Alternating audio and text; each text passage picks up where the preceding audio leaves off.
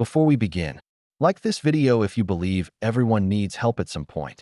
Comment, would you stop to help someone, even if they looked nothing like you?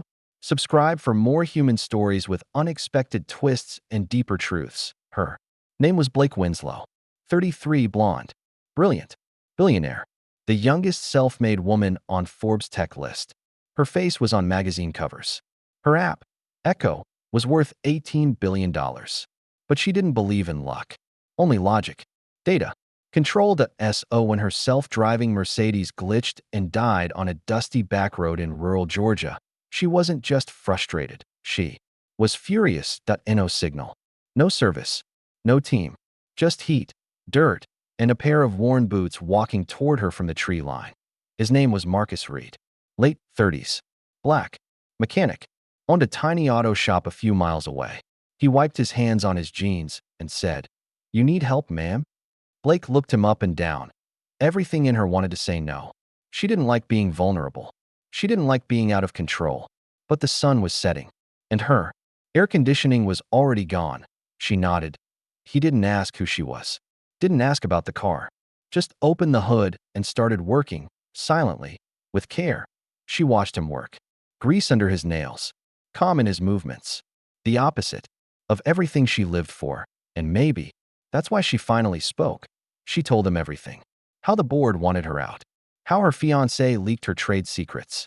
How she didn't know who to trust anymore. He just listened. No tech talk. No judgment. Just this. Maybe you built an empire so fast, you forgot how to stand still. If your heart just tightened, like this video now. Because the story isn't over, the car was fixed.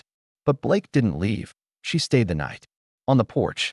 Talking about things she hadn't said out loud in years. Over the next few weeks, she came back. Not in a Mercedes. In an old rental. Hair tied up. Hoodie on. No staff. No screens. They rebuilt an engine together. And, unknowingly, she rebuilt herself. But then it happened. The press found her.